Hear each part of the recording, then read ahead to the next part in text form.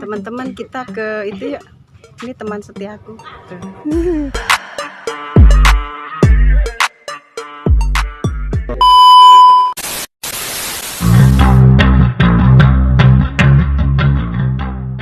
Halo, assalamualaikum teman-teman Rin dimanapun Anda berada. Jumpa lagi dengan Rinda Kece, channel yang membangun semangat dan inspirasi. Pada kesempatan kali ini, kita akan menelusuri sebuah situs peninggalan sejarah yang paling terkenal di wilayah Serang, Banten.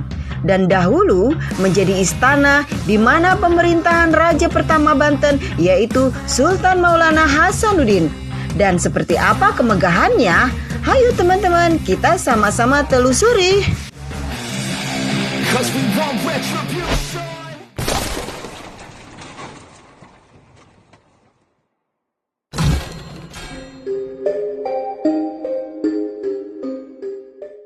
Istana Surosowan merupakan istana Kesultanan Banten yang dibangun pada tahun 1526 pada masa kepemimpinan Sultan Maulana Hasanuddin dan Pangeran Fatahillah.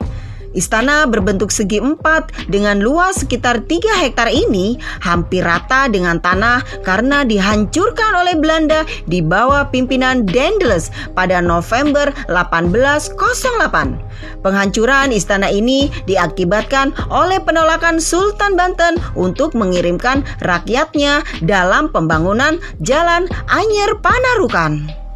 Sejauh mata memandang, hampir terlihat hanya sebidang tanah yang ditumbuhi rumput dan ilalang dengan dikelilingi benteng. Di sisi benteng terdapat beberapa pintu untuk masuk ke dalam benteng yang sangat gelap dan terdengar suara angin berhembus dari dalam. Walaupun istana ini hampir rata dengan tanah dan hanya bentengnya saja yang masih berdiri kokoh, namun masih banyak wisatawan yang tertarik untuk menelusuri sisa kemegahan istana ini. Mayoritas dari wisatawan awalnya hanya ingin berkunjung atau ziarah di Masjid Agung Banten yang letaknya dekat dengan Istana Surosowan. Namun saat melihat benteng istana ini, mereka ingin tahu dan menyempatkan untuk berkunjung ke Istana Surosowan.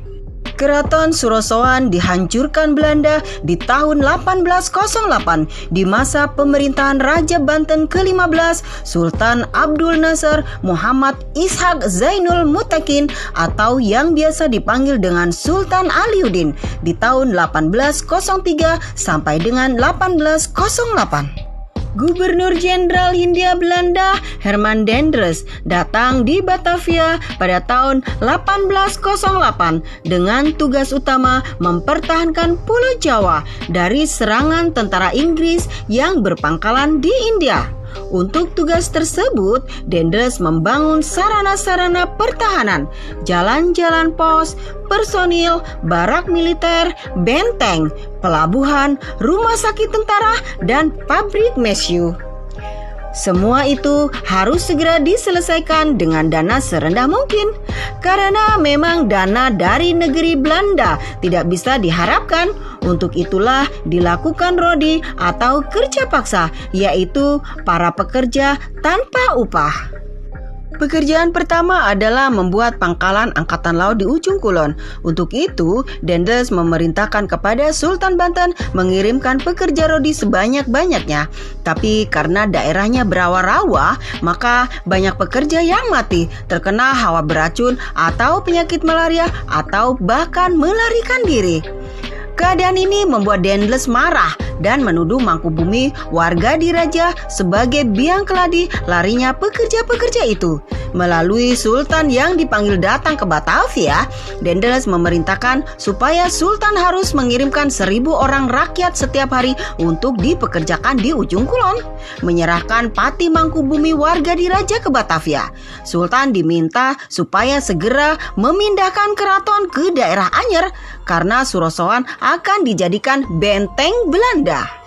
Sudah tentu tuntutan ini ditolak oleh Banten oleh Sultan Aliuddin, ujar almarhum Ismetullah Al-Abbas, Sultan Banten.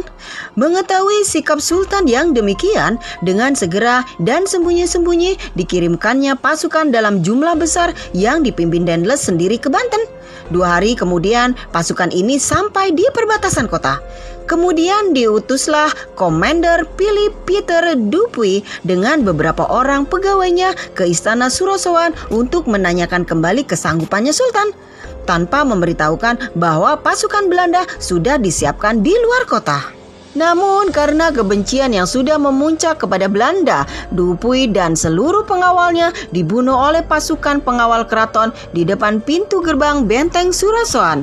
Mengetahui keadaan utusannya itu, Dendles segera memerintahkan pasukannya untuk menyerang istana Surosowan pada hari itu juga, yakni tanggal 21 November 1808. Serangan yang tiba-tiba ini sangat mengejutkan dan memang di luar dugaan, sehingga Sultan tidak sempat lagi menyiapkan pasukannya. Prajurit-prajurit Banten dengan keberanian yang mengagumkan mempertahankan setiap jengkal tanah airnya. Tapi akhirnya Dendles dapat menumpas semuanya. Surosowan dapat direbutnya, dibakar dan dihancurkan rata dengan tanah. Sultan Aliuddin ditangkap dan diasingkan ke Ambon. Jadi kita menuju ke ikon Kesultanan Banten ya teman-teman. Lihatlah teman-teman betapa indahnya. Tuh Kesultanan Banten. Yuk teman-teman biografinya nih. Yuk kita baca ya teman-teman ya. Keraton Surosowan merupakan pusat pemerintahan Kesultanan Banten yang dibangun pada masa pemerintahan Maulana Hasanuddin. Keraton ini dibangun bertahap. Fase pembangunan awalnya dibuat dinding yang mengelilingi keraton.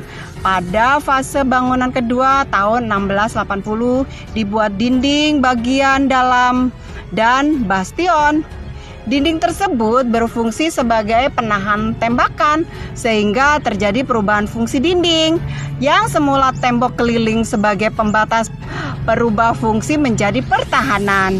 Pembangunan fase ketiga yaitu pembangunan kamar-kamar sepanjang dinding utara dan penambatan lantai untuk mencapai dinding pertahanan. Pada fase keempat dilakukan perubahan pada gerbang utara dan gerbang timur.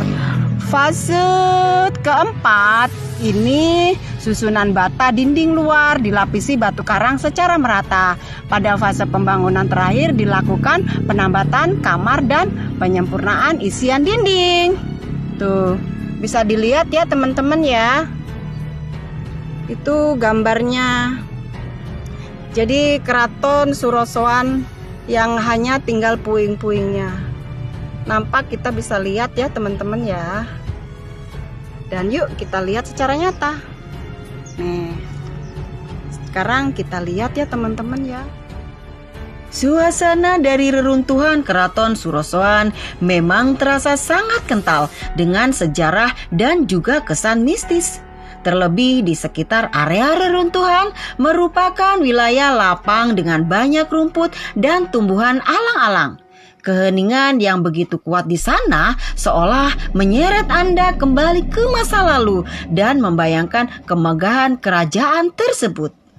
Ketika Anda berada di tempat ini, Anda juga tidak hanya akan menemukan puing-puing reruntuhan dengan nilai sejarah saja, tetapi juga pemandangan alam yang begitu indah. Area sekitar keraton memang masih sangat alami, sehingga di sana Anda akan merasakan hawa yang begitu sejuk, terlebih jika Anda datang pada sore hari. Daya tarik Keraton Surosowan berikutnya yang bisa Anda dapatkan di tempat ini yaitu cerita mistis yang sangat terkenal dan berasal dari masa lalu. Ya, cerita mistis. Disebutkan bahwasanya di tempat ini terdapat 2 ekor macan yang mana mereka merupakan macan gaib yang seringkali berkeliaran di kawasan keraton. Macan-macan tersebut memiliki nama yaitu Si Kumbang dan Si Kapal. apuk. Warnanya sendiri yaitu warna hitam, sedangkan macan yang satunya lagi berwarna putih. Banyak masyarakat meyakini bahwa macan tersebut merupakan hewan peliharaan dari sultan.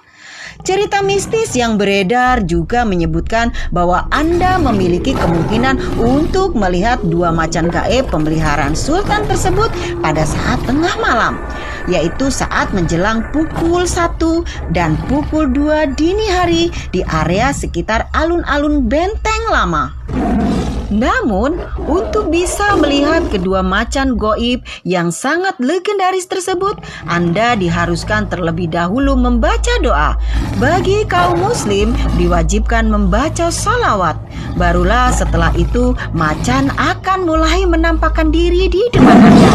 Bahkan, menurut kabar yang beredar, tidak hanya terdapat 2 ekor macan gaib saja yang bisa Anda lihat di sana, melainkan juga di bagian kolam pemandian seringkali muncul bidadari-bidadari cantik yang berjumlah 8 orang. Salah satu dari bidadari tersebut memiliki nama Putri Kembang. Kolam pemandian itu sendiri saat ini hanya berupa susunan bata dan dinding, sehingga hal itu semakin memperkuat kesan mistis dari kolam tersebut. Benteng Surosoan sendiri berada di Kota Serang, Provinsi Banten. Bagi Anda yang bingung untuk memperoleh petunjuk arah menuju ke tempat wisata Serang, maka Anda tinggal menggunakan fitur Google Map. Dengan menggunakan fitur tersebut, tentu Anda tidak perlu bingung lagi mengenai arah yang harus ditempuhnya. Untuk menuju tempat tersebut, Anda pun bisa juga menggunakan kendaraan pribadi. Namun, jika Anda kebetulan tidak membawa kendaraan pribadi, Anda tidak perlu khawatir karena banyak kendaraan umum yang tersedia untuk mengantarkan Anda ke tempat tujuan. Demikianlah sejarah tentang hancurnya Keraton Surosoan yang dilakukan oleh Daendels, Gubernur Jenderal Belanda yang kejam. Semoga dapat menambah wawasan Anda sekalian. Jangan lupa like, comment, subscribe, dan share video ini sebanyak-banyaknya. Juga aktifkan tombol notifikasi supaya teman-teman tidak ketinggalan video-video dari Rinda Kece. Selanjutnya, terima kasih atas perhatiannya. Mohon maaf atas segala kekurangan. Saya akhiri. Wassalamualaikum warahmatullahi wabarakatuh.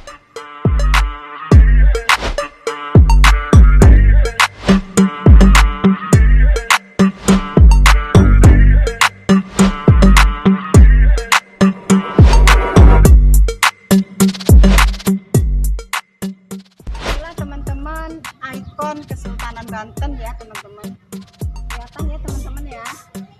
Jadi ikon Kesultanan Banten tempatnya luas banget. Dan next kita akan mereview Masjid Agung di Banten yang sebelah kanan. Oke teman-teman, kita cukupkan sampai di sini dulu. Dan jangan lupa bantu like, komen, dan subscribe. Dan yang sudah subscribe aku ucapkan terima kasih. Dan saya akhiri. Wassalamualaikum warahmatullahi wabarakatuh. Dadah.